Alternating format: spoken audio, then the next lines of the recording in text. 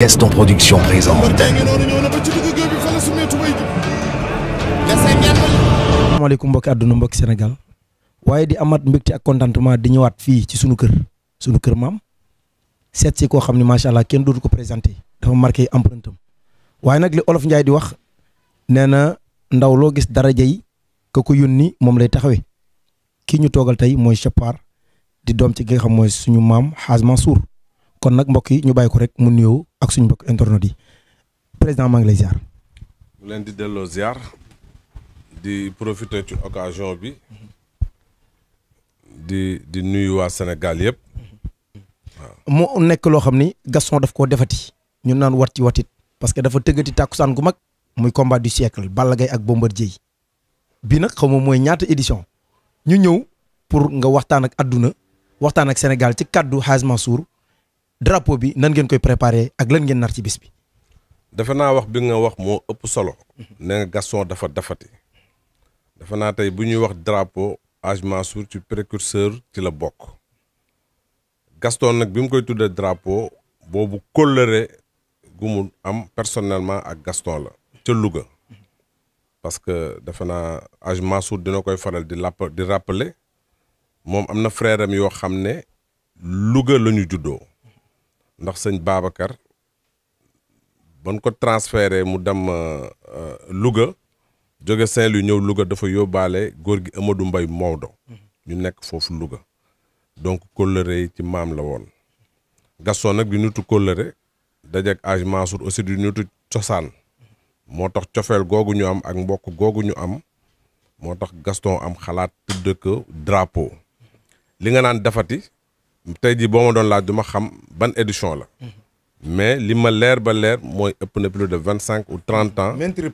maintes reprises Gaston di jël drapeau di ko tuddee Hadj Mansour te drapeau bu événement la woon Sénégal parce que boobu drapeau melul comme nii Gaston aussi dafa delloo njukkal un communicateur traditionnel parce que xëy na génération bi dañ ko xamuñu histoire bi mais Hadj Mansour bi mu duggee RTS reporteru làmb la woon boobu télé yi bëreegul benn chaîne moo fi amoon muy RTS moo ndeysaan sama wayjur Moustapha Ndiaye ñoom ñoo fi nekkoon di reporter làmb ba làmb agsi fu mu agsi donc jéego yooyu mu def ci làmb la Gaston tourné en signe de reconnaissance tudde ko drapeau bi donc daal loolu mooy historique gu drapeau bi nga xam ne moom la ko Gaston tuddewaat comme ni nga ko waxee dafati na ko waat dafati ko nag ci ñaari sénégalais yu rëy xam naa incha allah dinañ ci dellu si ci combat bi proprement parler. olof def ni ndegam ña ca wala noonu ñoo daan ca teen waxantuma la ñi ci pind ba mbokk yëpp ak réew mi nee na Hadj Mansour baax na rawatina ki nga xam te ji mooy doomam buñ ko doon laaj kan mooy Hadj Mansour lan la ñuy wax. xam nga nag loolu moom dafay jafeñ. pour nga qualifier sa wayjur dafay jafeñ. lool.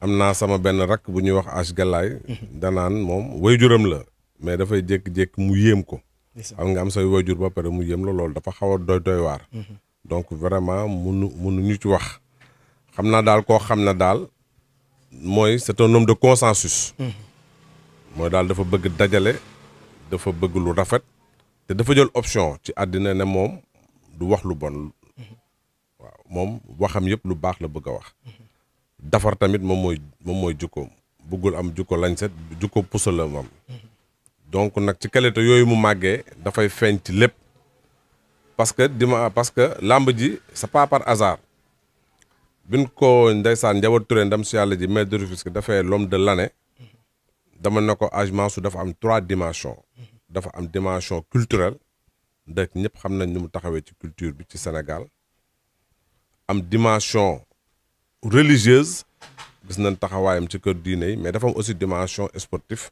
mooy li ma la fàttali mooy boobu bu dimanche jotee Ablaye Diaw mooy nekk ca football ba Hadj Ablaye Naar nekk ca course ya mook Moustapha Ndiaye ñu nekk ci làmb ya donc Hadj Mansour parcours am vraiment mën naa ne yëpp daf ko delloo Sénégal ci 3 points yooyu ma la wax. am na solo gis nañ kóllëreem ak diggante kër sëriñ yi kilifa diine yi. rawatina kilifa aada yi.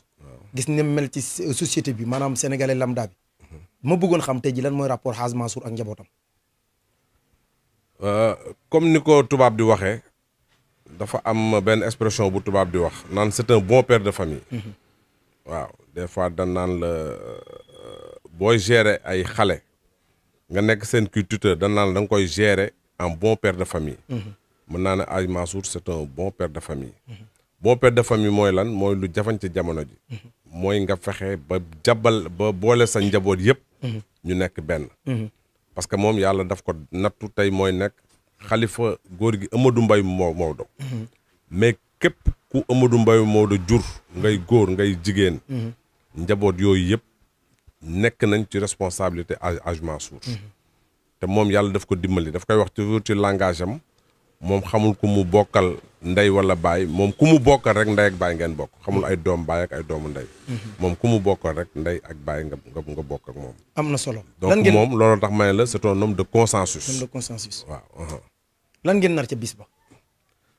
bis bi nag moom nañ ci yàlla yóbboo ak jàmm. parce que première édition drapeau yi maa ngi doon fàttali la veille 2 ou 3 jours kër gi dafa daan fees dell. ndax boobu drapeau melogoloon nii ndax boobu mbokk yi dañ doon jóge fépp ci Sénégal. ñëw la veille laa la wax ñu paase ko fi.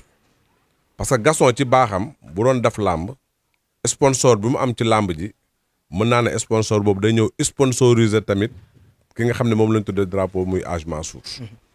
donc loolu doon na ko mën a permettre que gan yiy ñëw ci kër gi ak mbokk yi ak xaritam yi mu nekk benn fête boo xam ne am na ñoo xam ne sax daanuñu dem làmb ja parce que li doon xew ci événement ci kër gi ci événement culturel ci événement ci xumb-xumb ñoom kër gi rek doyoon na leen nga xam ne fi leen doon yem pour préparer événement bi et comme li ma la wax loo xam ne ni duñ ko fàtte Gaston ci baaxam sponsor yi doon sponsoriser làmb bi yëpp dañuy dellu di sponsoriser Hadj Mansour ci bis boobu kon vraiment liñ naan taarix drapeau bi taarix la vraiment drapeau bi taarix la ci histoire u làmb lan ngay wax Bombardier ak Balla Gaye ci bis bi.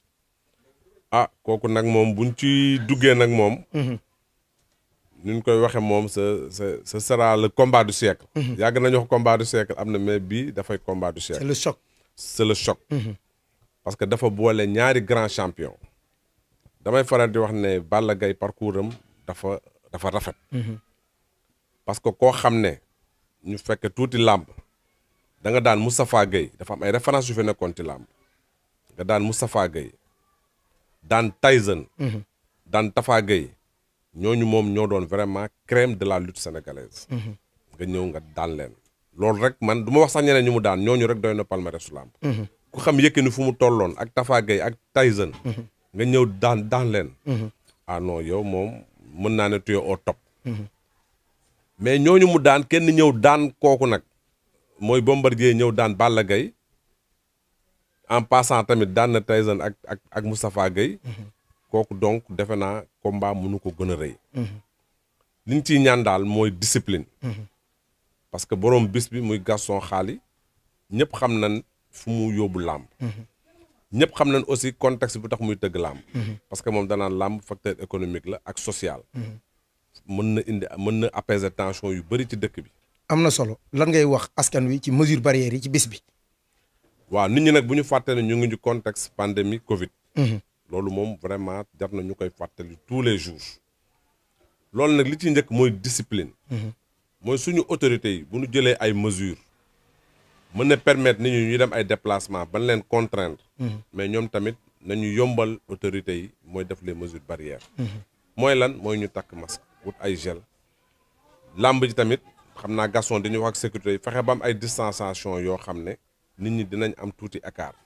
vraiment te loolu yëpp discipline moo koy war bu discipline amee daal ku nekk mesure yu ñu la laaj nga indi ko defe naa mën nañ dem ci bis bi mën nañ commencer bis bi ci bismillahi rahmaani rahim àggali ko ci alhamdulillahi rabbil alamin parce que parrain bi muy Hadj Mansour mérité na ko Gaston mi nga xam ne moom moo dekkalaat làmb mën naa ne moom tamit mérité na ko. kon vraiment daal ñu ngi ñaan public bi ñu ngi ñaan xale yi surtout affaire xale la. ñu ñëw ak discipline bu mag. xam ne ñaari champion yi ñoom xam nañ li leen war ci bis bi. et que le meilleur gagne. kàddu gu mujj gi.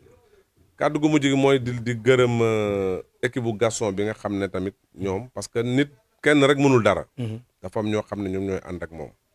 c'est valable dans la vie benn nit mënul dara. kàddu gu mujj gi moom mooy lii dafay wane unité. dafay wane aussi jàppalante. kon vraiment moom liggéey bi nga xam ne daf ko sumb. parce que boo nekkee ci dëkk ni ko kenn di doon waxee da ngay bul xool yow lu la dëkk bi mën a jox. da ngay xool yow loo mën a indil dëkk bi. Gaston nag produit boobu la am làmb moom la indil dëkk bi. donc na ko ci Sénégal yëpp jàppale xam ne loolu pour développement dëkk bi la. jërëjëf mu mel ne que mbokk yi kooku moo nekkoon Chopard di doom ci Hadj Mansour dégg ngeen kàddu yi mu yëkkati ci turu góor gi waaye nag gastonproduction.com mu ngi woo àdduna bépp di woo rawatina géwël yi ñu ngi woo Bekay Mbay di woo Lamine Samba di woo Amadou Mbay Garmi di woo Lamine Thiam Dogo di woo Alaaji Sali Biige Njaay waaye nag rawatina ñoom Ndey Fatou Mama Mbaye ak ñoom Xaar Mbay ma jàgga bu kenn des ndax nag incha allah wax naa leen ni fu waaye sànn mbatt dina tàkk ndax kii nu tuddee bis bi katti li jëm la waaye yërëm ji bàyyoo la dina teral kum xamul fu mu dëkk waaye dina maslaa ko jikkoom soof defkatu lu baax la waxkatu lu baax la mooy kan suñu papa suñu maam Hadj Mansour mbokk yi loolu moo nekkoon seen émission bu mag boobu lee ñu leen jox dig daje ba beneen numéro. Gaston Production présente